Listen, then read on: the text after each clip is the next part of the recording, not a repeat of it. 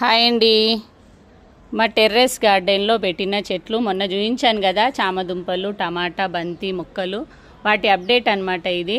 అయితే ఇట్లాగా ఎట్లా కట్టించావక్క నువ్వు, ఈ మడి కింద నీళ్లు పోవడానికి లేవా అన్నారు. ఇదిగోండి నీళ్లు పోవడానికి ఇట్లాగ పెట్టించాను అనమాట. ఇందులో నుంచి పైప్స్కి వెళ్ళి ఇట్లా బయటికి వచ్చేస్తాయి అనమాట నీళ్లు.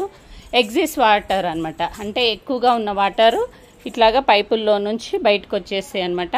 ఈ మడి మొత్తానికి కూడా నేను 3 చోట్ల పెట్టించింది అనమాట. ఇట్లాగా ఆ కార్నర్కి ఒకటి, ఈ కార్నర్కి ఒకటి, మిడిల్లో ఒకటి అనమాట.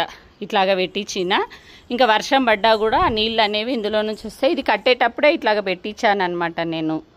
ఇది కొంచెం చాలామంది అడుగుతున్నారనేసి ఇట్లాగా వీడియో అయితే తీస్తున్నాను, షార్ట్ వీడియో. టోటల్గా నా చెట్ల అప్డేట్ అయితే ఇదనమాట. టమాటా అవి అన్నీ పెద్దగా అవుతున్నాయి.